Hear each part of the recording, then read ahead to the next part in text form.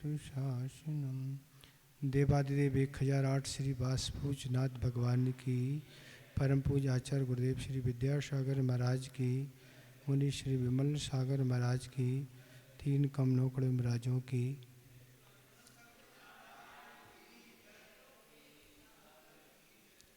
इस तरह आश्रव भावना का स्वरूप हो चुका। अब अगले नंबर क्रम प्राप्त है शंबर भावना। शंबर भावना के बारे में बता रहे हैं, इसका उच्चारण करें।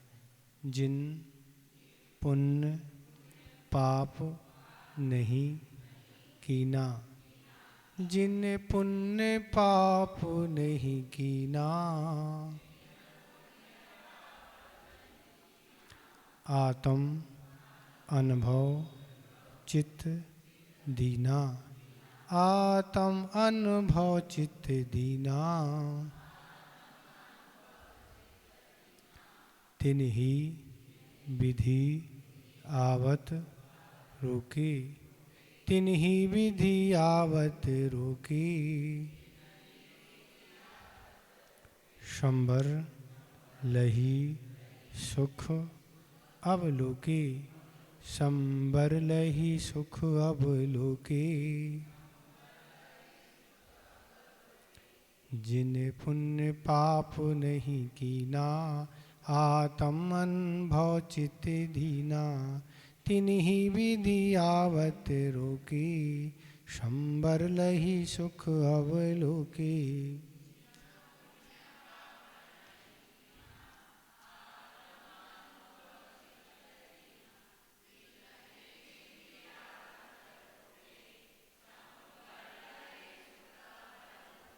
ठीक हो गया उच्चारण।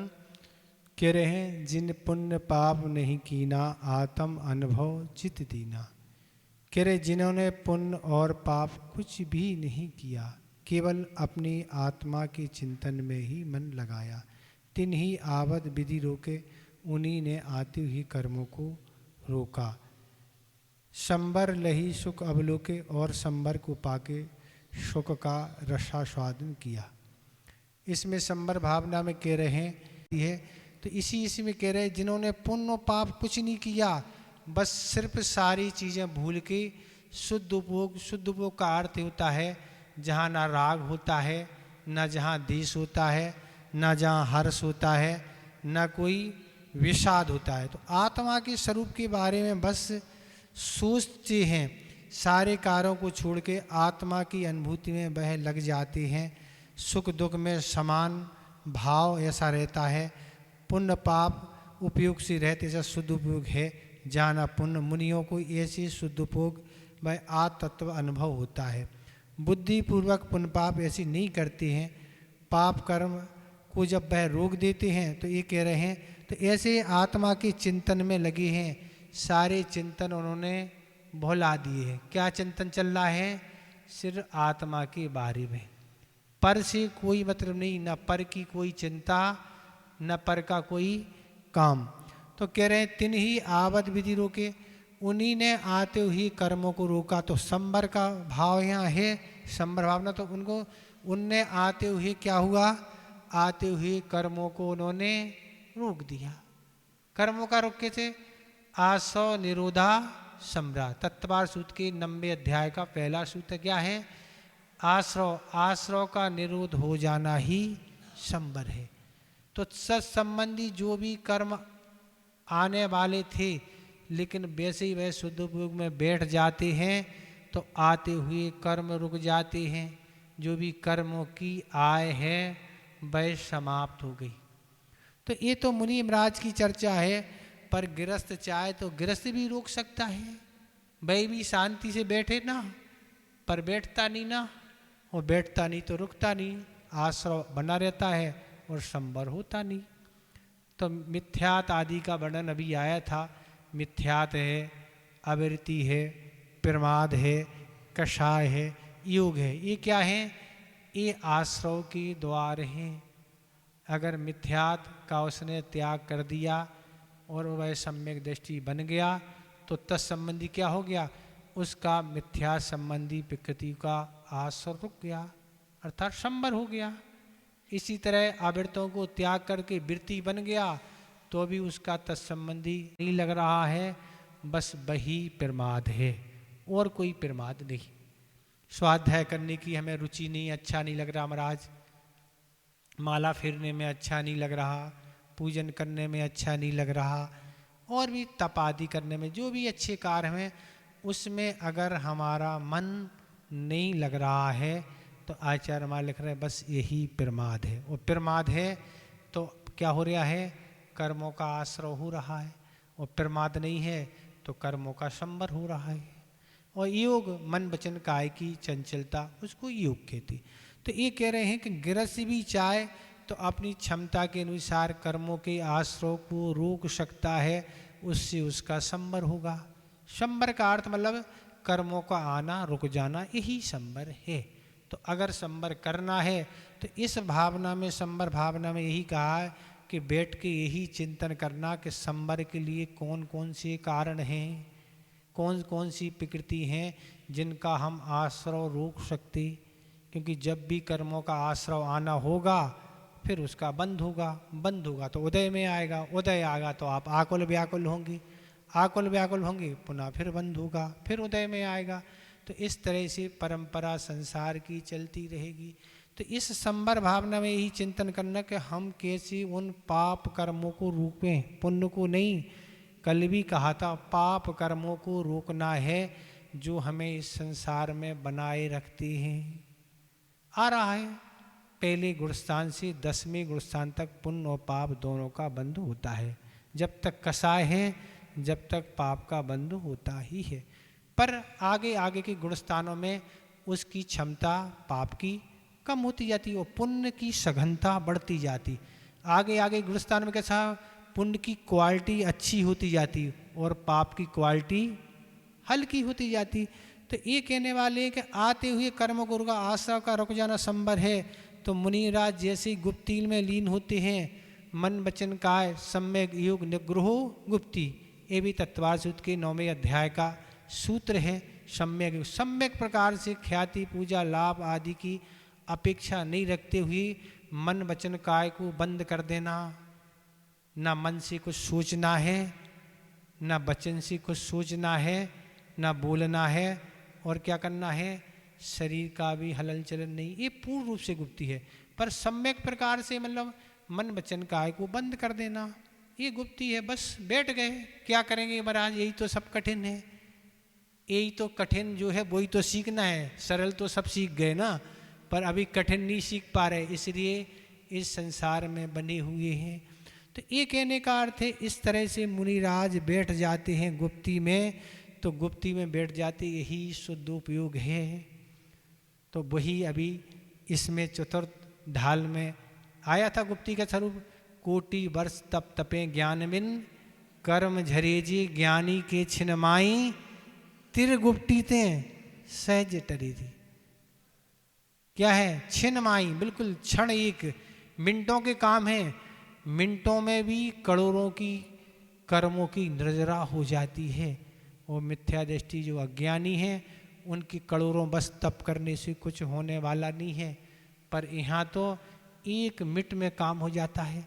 बड़े बड़े ऑफिसर, बड़े बड़े उद्योगपति आते हैं, बस उनको तो नेता 1-2 अक्षर बनाने से ही उनको करोड़ों मिल जाते हैं। मिल जाते कि नहीं? और सामान्य व्यक्ति के सिग्नेचर का क्या कोई वैल्यू है? कोई नहीं है। तो ऐसी आमदनी जितना बड़ा साधक होता है वैसी उसकी आमदनी हुआ करती है। तो इसमें कह रहे हैं कि गुप्ती में लीन होते उस समय उन्होंने प्रथम गुणस्थान से 6ठे गुणस्थान तक कर्मों को तो रोके ही है। जो मणिराज रहते हैं तो तत्संबंधी उनकी आश्रय नहीं होता है, पर सामान्य से प्रथम से पंचम तो वे रोके ही रहते हैं। पर जैसे वे गुप्ती में हो जाते हैं तो और संबंधी उनके आश्रय जो था वो और रुक गया और संबर होने लगता है। ये उनकी विशेषता है। तो इस तरह से कह रहे हैं संबर लही सुख अवलोकी, और संबर को पाके वह सुख का रसास्वान करते हैं और कर्मों का आना रुक जाना संबर है। तो इस तरह आत्मा को सुख देने वाला जैसे ही जल आ रहा था वह छिद्र बंद हो गया। क्या हो गया? इसका अर्थ क्या है? जिस नाव पर कोई व्यक्ति सवार है, उस नाव में अगर छिद्र से जल आ रहा है, तो छिद्र जब जल आएगा नाव पानी से भर जाएगी, वो भर जाएगी तो वो नाव डूब जाएगी, नाव में बैठने वाला भी डूब जाएगा। पर ये हो गया क्या है? आश्रव। पानी का आना आश्रव हो गया।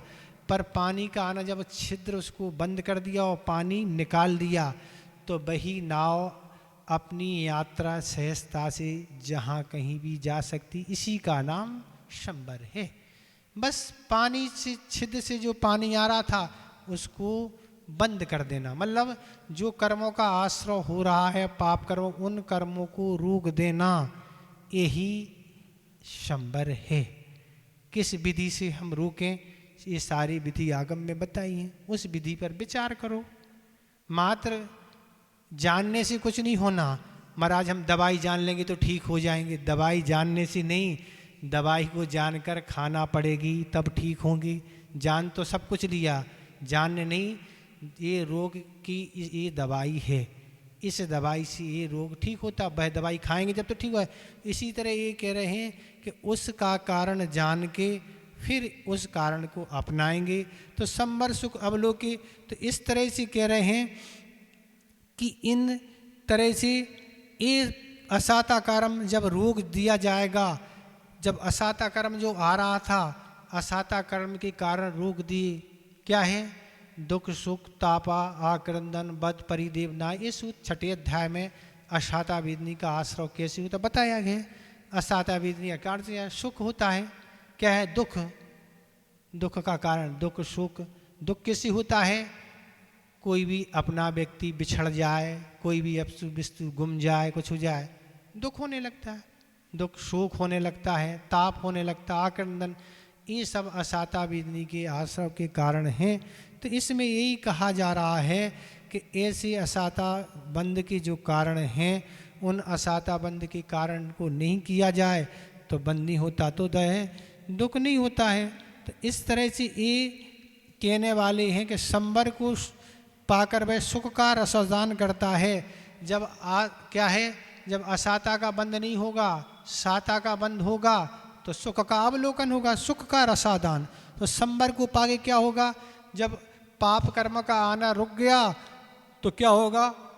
पुण्य कर्म का आना होगा, साता वेदनी का बंध होगा, तो सुख ही सुख होने वाला है, दुख की कोई बात नहीं। तो इसलिए ये कह रहे हैं असाता वेदनी का जो आश्रय है, उस आश्रय को रोको, तब उसका संबर होगा, और साता वेदनी का आश्रय होगा, उसका बंध होगा। तो फिर ये कह रहे हैं संबर को पाके सुख का रसादान, रसास्वादन किया।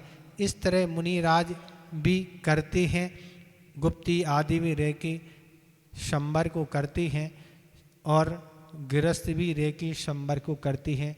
गृहस्थ की भी अनेक कथाएं वर्तमान युग में मिलती हैं, और एक से एक राजा भी हुए, सेठ भी हुए, और भी अनेक धर्मात्मा व्यक्ति हुए जिन्होंने घर में रह के भी ये सब साधनाएं की।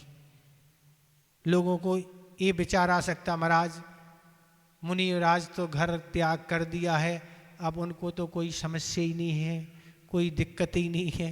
यही कहने में आता है, देखो कर्म तो सबके उदय में आते, वर्तमान का भेष अलग है, पर पूर्व में किए हुए कर्म तो उदय में आएंगे कि नहीं। पर उनकी चर्चा अपन करते महाराज मुनि, पर गृहस्थों के कथानक आव पड़े, जो अपनी गृहस्थी में रहे फिर भी उन्होंने अपने धर्म को कभी नहीं छोड़ा। उन पर कैसी भी विपत्ति आई, कोई भी दिक्कत आई, पर वह धर्म के स्वरूप से विचलित नहीं हुई। यही है, क्या है? अडिग सिद्धांत, दृढ़ता। तो ऐसी अनेक आपको वर्तमान युग में कथानक मिलेंगे। तो ये आपकी संबर भावना हो गई, जिन्होंने पुण्य और पाप कुछ भी नहीं किया, केवल अपने की आत्मा के चिंतन में मन को लगाया, उन्होंने ही आते ही कर्म को रोका। इस तरह यह संबर भावना हो गई। तो संबर भावना का हमने आपको बता ही दिया कि जिस तरह नाव में बैठे हुए व्यक्ति में अगर पानी आ रहा है तो उसका डूबना अवश्य ही संभव है, होगा ही। नाव में पानी भर रहा है तो वह नाव डूबेगी, और जब छिद्र बंद कर दिया जाएगा तब इसमें कह रहे हैं उसी कर्मागम के द्वारा ढके हुए कल्याण का प्रतिबंध नहीं होता है। तो इस तरह से कह रहे हैं, और जब छिद्र से ढके रहने पर निरुक्त द्रव रूप से अविलय से देशांतर प्राप्त होना संभव है। और अगर आप आसव के छिद्र को बंद कर देंगे तो आचार्य महाराज कह रहे कल्याण नियम से होगा ही। क्यों? क्योंकि पाप कर्म आना बंद कर दिए, और पाप कर्म का आना बंद नहीं हुआ तो कल्याण तो होना संभव नहीं है। इसलिए पाप कर्म कौन है, पुण्य कर्म कौन है, आप विचार करें, और विचार करके उन पर आप रोक लगाएं तो आपका काम हो जाएगा। इस तरह यह आपकी संवर भावना होगी। इसमें अगर आपको कुछ पूछना तो आप पूछ सकते हैं। ठीक है, इसमें तो कुछ पूछना ही नहीं ना, ये तो सब आते ही है आपको ना। क्या कह रहे हैं? निर्जरा भावना, 11वें नंबर की निर्जरा भावना आ रही, इसका उच्चारण करें। निज काल पाए विधि झरना, निज काल पाए विधि झरना, तासो निज काज ना सरना, तासो निज काज न सरना, तप करी जो कर्म खिपावई, तप करी जो कर्म खिपावई, सोई शिव शिव सुख दर्शावई, सोई शिव सुख दर्शावई, निज काल पाए विधि झरना, तासो निज काज न सरना, तप करि जो कर्म खिपावई, सोई शिव सुख दर्शावई।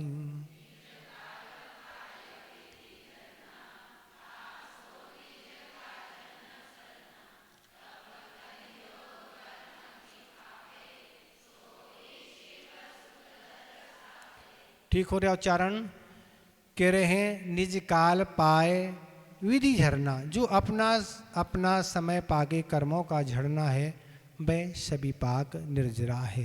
तासो निज काज न सरना, उस निर्जरा से अपना आत्महित नहीं होता। जो तपी कर कर्म खिपावई, सोई शिव सुख दर्शावई, किंतु जो निर्जरा तप के द्वारा कर्म को नष्ट करती है वह अभिपाक निर्जरा है।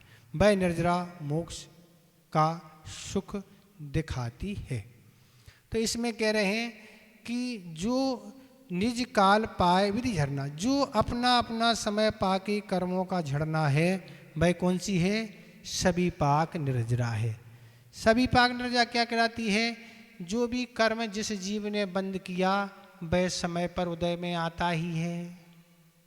तो ये चारों गतियों में क्रम से सबके चली रही उदय। जो भी किसी भी अभी भी कर रहे या पूर्व में किया था, जो बंद किया था वो समय पे आएगा। अब आधा काल कहलाता है। अब आधा काल को छोड़ के अब आधा काल क्या कहलाता? जब तक वह कर्म बाधा ना दी वो अबाधा कहलाती है। जो कर्म का आपने बंद किया जितने काल तक उसकी अबाधा है तब तक वह उदय में नहीं आएगा, और जैसी अबाधा समाप्त होगी तुरंत उदय में आ जाएगा। और पहली बार में तो जैसे आता है बहुत तीव्रता को लेके कर्म उदय में आता है, फिर धीरे धीरे क्रम से कम निषेक के द्वारा वह घटता है। पहली बार में तो इतना तेज आता है कि अच्छे अच्छे को हिला देता है। ऐसे उसके अनुभाग आदि कर्मों के होते हैं। तो इसमें कह रहे हैं कि चारों गतियों के जीव में क्रम से उदय में काल आने पर कर्म का फल देकर झड़ जाना, ये सभी पाक निर्जरा है। जैसे कि आम का समय पर पक जाना, वृक्ष पर समय पर पकेगा, तो ये है। तो उससे कह रहे हैं तासो निज काल न सरना, उस निर्जरा से अपना हित होने वाला नहीं है। क्या कह रहे हैं? जो सभी पाक निर्जरा है उससे हित होने वाला नहीं है। क्यों हित होने वाला है? क्योंकि वह उदय में आएगा समय पर, फिर राग देश होगा, फिर बंद हो जाएगा। जो जितना निकला फिर चला गया, निकला था फिर बंद हुआ, फिर उसी स्टॉक में फिर चला गया, स्टॉक ज्यों का त्यों हो गया। तो कुछ इसलिए कह रहे उस निर्जरा से आत्महितन होने वाला नहीं है। उदाहरण के रूप में क्या है, तो उदाहरण के रूप में इसको गज स्नान बत निर्जरा कहती है। गज स्नान गृहस्थों की गज स्नान के बत निर्जरा बताई। कैसी गज स्नान, जैसे हाथी है और हाथी का शरीर गंदा हो गया, अब हाथी जाके कहाँ चला गया, नदी में स्नान के लिए चला गया और अच्छे से उसने स्नान किया। 1-2 घंटे हाथी ने निकल के आया बाहर, उसने सूंड में फिर मिट्टी भरी, यूं डाल ली, तो एक गज स्नान कहलाता है। तो आचार्य ने कहा ऐसी गज स्नान बत गृहस्थों की निर्जरा होती है। पुण्य काम करता है, साथ में पाप भी काम हो रहे हैं खूब सारे, तो उससे पाप, यहाँ पाप की निर्जरा भी हो रही और पाप का आश्रय हुआ। दूसरा उदाहरण आपका घर का ले लें। बच्चे हैं, आपने अच्छे से उनको तैयार कर दिया, नहलाया धुलाया और अच्छे कपड़े पहना दिए, तेल आदि डाल के। उसने कहा जाओ बाहर घूम के आ जाओ। मैं बाहर गया, बस 2-3 मुट्ठी में उसने मिट्टी भरी, सिर पर डाली, यहाँ डाली, बराबर हो गया। आपने घंटों मेहनत की, उसका घंटों ने मिनटों में बिगाड़ दिए। ऐसी ही एक गज स्नानवत निर्जरा होती है। तो ये कह रहे उस निर्जरा से आत्महित होने वाला नहीं है कि पाप की निर्जरा भी हो रही और पाप की आय भी हो रही। तो पाप की आय बंद करो और तब पाप की निर्जरा चालू करो। तो कह रहे हैं जो तप करी कर्म खिपावे सोई शिव सुख दर्शावे, किंतु जो निर्जरा तप के द्वारा कर्मों को नष्ट करती है वह अभिपाक निर्जरा है। वही निर्जरा मोक्ष का सुख दिलाती है। अगर मोक्ष को प्राप्त करना है तो कौन सी अभिपाक निर्जरा करना चाहिए। अभिपाक निर्जरा क्या है, तो अभिपाक निर्जरा क्या कहलाती है, तो जिन कर्मों का अभी उदय नहीं आया, सत्ता में कर्म आपके अभी हैं पर उनका उदय कब आना है, मान के चलो 10 वर्ष बाद उदय में आना है, 100 वर्ष 1000 वर्ष बाद उदय में आना है, अभी उनका उदय का समय नहीं है।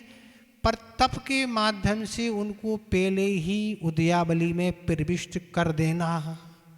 आना था बहुत समय बाद, पर पहले ही उनको बुला लिया, उदयावली प्रवेश करके पहले ही उनको खिरा दिया। ऐसा क्यों किया जाता है, इसलिए कि अपन को क्या करना है, जल्दी मोक्ष जाना है। तो इसमें कहने वाले हैं कि उन जिन कर्मों का अभी उदय नहीं आता उनको उदयावली में लाके फिर अकाल में प्रेस करा के क्या कर देना, उनको उदय में लाके खिरा देना। ये किससे होगी, ये तप के द्वारा होगी। उपवास है, ऊनोदर है, रस त्याग है, वैयावृत्ति है, स्वाध्याय, विनय, ध्यान, वृत्ति प्रसंख्यान, विवेक संयासन, काय क्लेश, प्रायश्चित, मौन, नवोकार मंत्र की माला और भी तरह तरह के। वैसे तो इच्छा निरोधो तपा, जहाँ हमने इच्छा का निरोध कर दिया वही तप है। ये सबसे सरल है, और है सरल नहीं, सरल शब्दों में है, आचरण में नहीं है। जहाँ भी हमारी इच्छा हो रही, क्या हो रही, कहीं सुनने की इच्छा हो रही, नहीं सुनेंगे, रोक दिया। देखने की इच्छा हो गई, नहीं देखेंगे। और क्या हो रही, सूंघने की इच्छा हो गई, नहीं कोई अच्छे बुरे पदार्थ को सूंघे। रसना अभी तो 4 घंटे के लिए सब 4 प्रकार के आहार का त्याग, कुछ नहीं लेंगे। और स्पर्श इंद्रिय तप संधि जो भी है उनका त्याग कर दिया, 5 इंद्रियों का निरोध कर दिया। तो ये क्या हो गया, इच्छा निरोधो तपा। बोलने के लिए 12 घंटे का मौन ले लिया, बस अब क्या होगी, निर्जरा ही निर्जरा होगी ना। तो ऐसा करेंगे, अभ्यास करने से होगा। कुछ लोग को तो बहुत दिक्कत है बोलने से, महाराज दिक्कत है, ऐसी अब दिक्कत होती, पर अभ्यास करने से कम आचार्य महाराज जी कहते हैं आवश्यक हो उसको बोलो, अनावश्यक नहीं। इतना तो ध्यान रखो, अनावश्यक का अर्थ है कोई प्रयोजन नहीं है, ना आपकी कोई बात सुनना चाहता है, ना आपसे कोई कुछ पूछ रहा है, फिर भी बोलते चले जा रहे हैं। जिस बात का उत्तर 4 शब्दों में दिया जाता है 40 शब्दों में उत्तर दिया जा रहा है। सामने वाला सिर पकड़ रहा है। क्यों? बहुत समस्या है ना। तो ऐसी सारी समस्याएं हैं। तो ये स्थितियां बनती हैं। एक छोटा सा दृष्टांत दे दें आपको। ट्रेन में 2 व्यक्ति यात्रा कर रहे थे। बहुत समय हो गया पर कोई बोलने वाला था नहीं। क्या करें? तो एक व्यक्ति से पूछा, भाई आप कौन हैं? तो उसने कहा कि मैं कवि हूँ। तो फिर उस व्यक्ति ने पूछा, आप कौन हैं? उसने फटाक से उत्तर दिया, हम बहरे हैं, हमें सुनाई नहीं देता। अभी हम अगर आपसे कर लेंगे परिचय तो कविता चालू आप कर दोगे तो हम तो वो बहुत ज़्यादा परेशान हो जाए, इसलिए हमने कह दिया हम तो बहरे हैं, सुनाई नहीं देता भैया। ऐसे भी लोग समस्या में पड़ जाते हैं। तो ऐसी स्थितियां होती हैं जहां कम शब्दों में उपयोग हो सके उतने शब्दों का उपयोग ये गुरुदेव ने बहुत अच्छे से हम लोगों को सिखाया। और हमने तो आचार्य महाराज से ही सीखा कि 10 बातें भी आप घाटोल से जाओगे और आप लोग पहुँचोगे 10-20 बातें ऐसा वैसा 1 या 2 की उत्तर देंगे, बस इससे ज़्यादा उत्तर देने का नहीं दें। और ये जरूरी, ये हमने खूब अच्छे से बिहार काल और कई बार देखा। बहुत कम शब्दों में अपनी बात को कहना। जहाँ अवश्य आप सुना रहे, हम क्या उत्तर दें उसका? हाँ सुनाते जाओ, आप अपनी प्रशंसा तो करते जा रहे हैं ना, हम प्रशंसा सुनते रहें। और क्या कहें आपके बारे में, और प्रशंसा कर दें क्या आपकी? और भूख बढ़ जाएगी आपकी। तो इसलिए कह रहे हैं कि इस तरह जो निर्जरा तप के द्वारा कर्म को नष्ट करती है वह अभिपाक है। तो उस अभिपाक निर्जरा को करना होगा। जैसा आम का अभी समय नहीं आया उसको वृक्ष से निकाल के भूसे आदि अन्यत्र रख देना, और वह जो 1-2 महीने में पकना था वो क्या हो गया, 4 दिन में 6 दिन में ही पक के तैयार हो गया और आपने अपनी अभिलाषा पूर्ण कर ली। ये क्या हो गई? अभिपाक निर्जरा। समय से पहले आपने काम कर लिया। तो वहाँ तो आप युक्तियाँ लगाते हैं। भोजन आदि जो पदार्थ हैं, मान लो उदाहरण के रूप में कोई वस्तु आपके घाटोल में 2 महीने में आएगी, पर नहीं 2 महीने नहीं, चलो भैया पहले बॉम्बे से मंगा लेते। उसमें तो कितनी युक्ति लगाते। तो आप 2 महीने पहले बॉम्बे से मंगा लेते। नहीं, अब 2 महीने कब तक वेट करें ना। यहाँ इस मोक्ष मार्ग में निर्जरा के क्षेत्र में ये युक्ति नहीं लगाती। इन चीज़ों में, कपड़ों में, कपड़ा कोई आना है, साड़ी कोई आना है, कुछ आना है लेटेस्ट चाहिए, जब तक 2-4 महीने में तो पूरे घाटोली में आ जाएगी। जब तक क्या क्या देखेंगे लोग, क्या पूछेंगे कहाँ से आई है? अभी मंगाएंगे तो लोग पूछेंगे ना कहाँ से लाए, नई डिजाइन की है। ऐसी युक्तियाँ हम संसार मार्ग में अपनाते चले जा रहे हैं, पर संसार के अभाव के कारण जो तत्संबंधी निर्जरा है उसके बारे में हमारा कोई विवेक और बोध और पुरुषार्थ नहीं है। बुद्धि तो है हमारे अंदर, सब कुछ है, पर बुद्धि हमारी दूसरे कामों में लगी हुई है। पुरुषार्थ तो हम कर रहे हैं, पर उस क्षेत्र में पुरुषार्थ कर रहे हैं जिस क्षेत्र में हमारा संसार बढ़ रहा है। तो ये सब चीज़ें, ये निर्जरा है। तो ये कह रहे अपना अपना समय पाके जो कर्मों का झड़ना है वह सभी पाक निर्जरा है।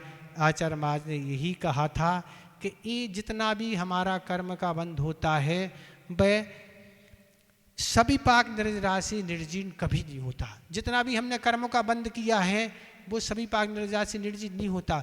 उसके लिए अभिपाक निर्जरा तो करना ही पड़ती है, तप आदि करना ही पड़ती है, तब जाके एक कर्मों की निर्जरा होती है, तब जाके मोक्ष होता। बातों में कुछ होते ही नहीं ना। तो इस तरह ये निर्जरा भावना है। इस निर्जरा भावना में यही चिंतन करना है कि ऐसे तपों को करो जो तप आपके अनुकूल हो। नहीं आपकी उपास की क्षमता, ऊन उदर करें, रस परित्याग करें, वैयावृत्ति करें, स्वाध्याय करें, कुछ तो करें ना। नमोकार मंत्र की माला ही फेरे बैठ के ना। बाकी चर्चाएं और उन चोरों में तो कोई घंटों की कोई कीमत नहीं है, घंटों की कीमत नहीं। हम तो सोचते रहते लोगों को समय की बिल्कुल वैल्यू नहीं है, मतलब इतना समय इन्वेस्ट करते होंगे। हम तो सोचते रहते बस 2-2 चर्चे में भिड़ जाते, कहाँ की कोई चर्चा पता ही नहीं क्या हो रहा। बस पाप का असर हो रहा, कोई लाभ हो रहा आपको? कुछ नहीं, सामने वाले को उसको भी नहीं। क्या है महाराज, समय कट रहा है। हाँ तो कट रहा, समय तो कट जाएगा ना, समय कटने के लिए कोई दिक्कत नहीं, पर कर्म नहीं कट पाएंगे। इस तरह यह है आपकी निर्जरा भावना हो गई। तो इस निर्जरा भावना के बारे में यही सब कुछ पूज्यपाद महाराज ने लिखा है। इसके बारे में ज़्यादा नहीं, इसमें कुछ पूछना तो आप पूछ लें। क्या क्या कहते हैं, आवाज नहीं आ रही।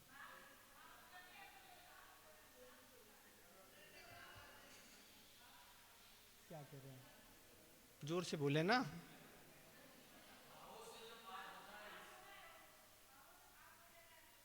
पहले तो भाव ही से होता पाप, फिर द्रव्य से होता ना। पहले तो मन में पिलाने ही होता, पाप चाहे पुण्य कुछ भी करेंगे पहले तो भाव ही होते हैं, फिर वो द्रव्य से कार होता। वो तो होते ही है ना। पहले भी तो कोई भी सोचेंगे पहले मन से ही सोचा और फिर वचन और काय से होता है। चाहे पुण्य हो चाहे पाप हो, तो पहले भाव से ही होता ना, वो तो है ही, नियम ही है। तो ये सब चीजें, पाप का फल क्या है, इस बारे में अगर हम निरंतर सोचते रहेंगे तो उस पर लगाम लग जाएगी। पर सोचते कहाँ है ना, पाप को भी हम पुण्य के समान करते कि नहीं। वो उसका फल चाहते हैं, किसका, जो पुण्य नहीं करते उसका फल चाहते हैं, वो करते हैं पाप, वो फल चाहते पुण्य का। ये दशाएं हैं। तो इस स्वाध्याय आदि करने से, उस पाप का निरंतर चिंतन आदि करने से समझ में आएगा। तो चिंतन के लिए समय निकालना होगा आपको, समय तो है, निकालना है बस।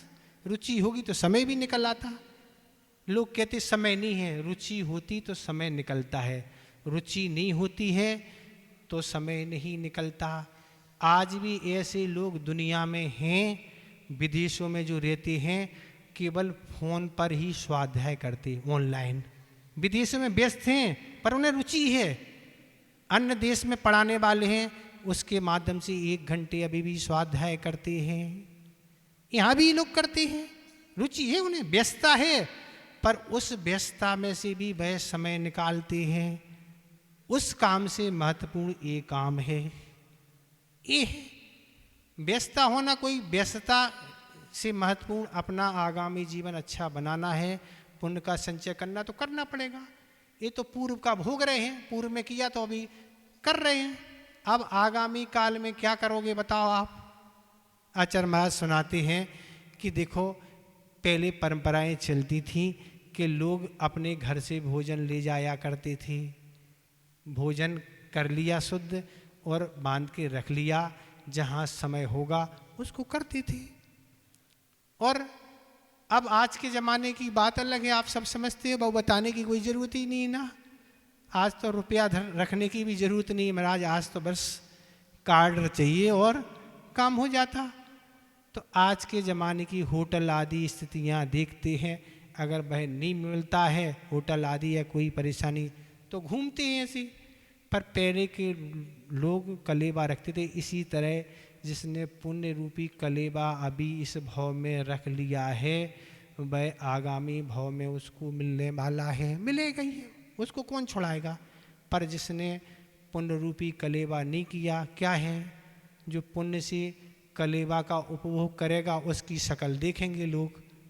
शकल देखते रहो, वो क्या करेगा ना, शकल देखना पड़ेगी केवल, भोजन तो मिलने वाला नहीं है। पुण्य तो उसी का है, सो वो भोगेगा। आपका क्या है, आपका पाप का है, तो भोग तो इस तरह ये सारी स्थितियाँ घटित होती। ठीक है, तो इसलिए ये सब भावनाएं चिंतन स्वरूप हैं, और इनका चिंतन अच्छे से करेंगे भली आपकी एक भावना हो पाए। पर उसका चिंतन करते चले जाओ और अपने पर लगाम लगाते जाओ। कठिन कुछ भी नहीं, ये मत सोचो आप कि नहीं होगा महाराज, बिल्कुल मन हमारा नहीं लगता है, बहुत ऐसा है। धीरे धीरे अभ्यास होता है। आचार्य गुणभद्र महाराज ने आत्मा शोषण में एक श्लोक दिया है कि मन बहुत चंचल है, तो मन की चंचलता समाप्त करने के लिए उन्होंने उपाय बताया है कि मन की चंचलता शांत करने के लिए इसको सुत रूपी स्कंद पर चढ़ा दो। किस पर चढ़ा दो? सुत कुरी, मतलब सुत मतलब जो आगम है, उस पे इस मन को उस पर चढ़ा दो, मतलब उसमें लगा दो। उसमें आप लगा देंगे, जैसा एक वृक्ष है, वृक्ष में डालियां हैं, फिर उप डालियां हैं, फिर और छोटी हैं, फिर वृक्ष हैं, फिर पत्ती हैं, ऐसे वृक्ष होता है। इसी तरह से आगम में भी अनेक भेद टू भेद, और कहाँ तक आप चले जाओगे, घंटों निकल जाएंगे। हमसे पूछो ना हमारी क्या दशा है, हम आपको 45 मिनट कैसे देते हैं, 1 मिनट भी निकालना कठिन है, फिर भी हम आपको इतना इसलिए दे देते कि अब आए हैं तो कुछ आपका कल्याण हो जाए। हमारा तो तत्संबंधी, हमारी तो निद्रा चल ही रही है, आप करो चाहे नहीं, हमें तो पुण्य का संचय लगातार चल रहा है, क्योंकि हमारी परोपकार करने की भावना। आपका क्या चल रहा वो आप समझे, पर हमारी तो कोई कटौती नहीं, ना हमें कोई आपसे कुछ वस्तु चाहिए है, ना हमारा कोई आपसे स्वार्थ है। बस इतनी भावना है कि आप भी कुएं में गिरे कोई व्यक्ति सूखा ना निकले। निकलता कोई कुएं में व्यक्ति गिरेगा सूखा निकलता नहीं, निकलता। इसी तरह आप भी इस पुण्य से भीग जाएं, कुछ अपने जीवन में धारण कर लें, तो ये तो सब ठीक है, इसलिए हम कर रहे हैं। हम तो समय अभी हमसे महाराज जी एक दिन कहने लगे, हमने कि जल्दी समाप्त करना नहीं, कर ले 10 लक्षण पर्व तक तो कर लो पूरी। हम नहीं 10 लक्षण पर्व तक नहीं, इतना टाइम कहाँ है, हमने कि 10 लक्षण पर्व तक पूरी करेंगे। इस तरह यह आपका विषय हो गया। तो 5वीं ढाल तो समाप्त होने को है, और 6ठी और आने वाली है, वो भी धीरे धीरे चली जाएगी। अब 3 महीने लगभग बचे हैं बस। ठीक है, आपको संस्मरण सुना दें।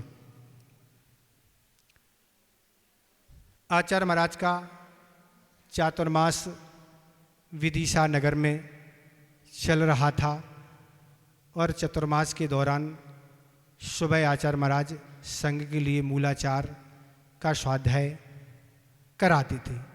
तत्संबंधी जो भी बातें, चर्या संबंधी, साधना संबंधी जो भी है, वह आचार्य महाराज उस पर बहुत अच्छे से उपदेश देते थे, समझाते थे, और यह प्रतिदिन स्वाध्याय होता था।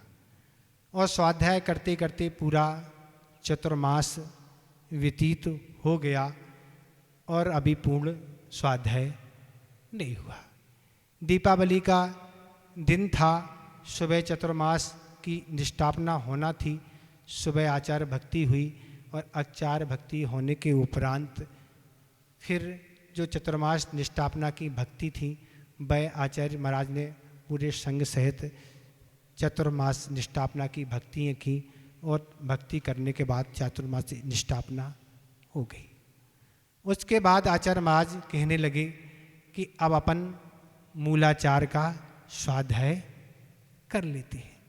तभी एक महाराज ने कहा आचार्य महाराज से, आज महाराज आचार्य, आज दीपावली का दिन है, वो दीपावली का त्यौहार लोग बहुत अच्छे से मनाते हैं, और त्यौहार मनाने के लिए ही आज राज्य सरकार और केंद्र सरकार, दोनों सरकारें आज पूर्ण रूप से छुट्टी रखती है, चाहे बैंक हो, चाहे कोर्ट हो, चाहे कोई भी बड़े बड़े विभाग हों।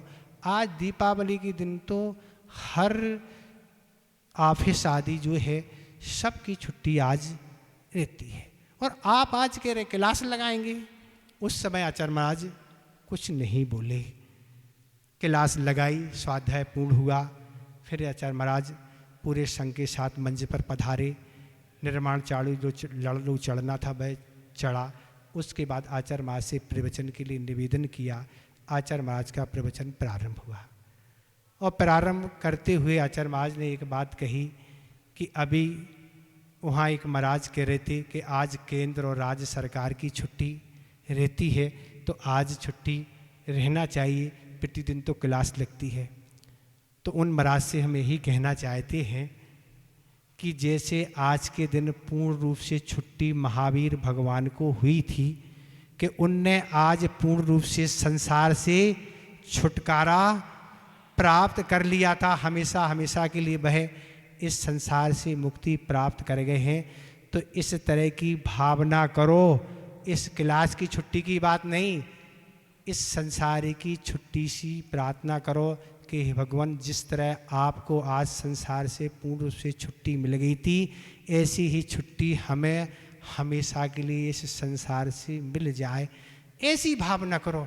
तो ऐसे गुरुदेव की चिंतन हुआ करते हैं, ऐसे जवाब देने में आचार्य महाराज ऐसे माहिर हैं। अपनी बुद्धि जहाँ पहुँच नहीं पाती है वहाँ उनकी बुद्धि पहुँचती है। तो इसी तरह आप भी ऐसी भावना करो कि हमारी भी इस संसार से अविपाक निद्रा करते करते हमारी भी जल्दी से जल्दी छुट्टी हो जाए, और अच्छा आपको लग रहा है संसार में तो अच्छे से आप रहे हो। क्या हम क्या कर सकते, आपको यही अच्छा लग रहा है, अच्छे से मिष्ठान खानों में, मनोरंजन चर्चा करने में, और खूब गीत संगीत मोबाइल चलाने में, कि वहाँ मोबाइल मिलने वाला नहीं है, चर्चा करने वाले वहाँ कोई मिलेंगे नहीं, नाश्ता पानी भी नहीं मिलेगा, ना कोई वहाँ मॉल है, ना कोई दुकान है।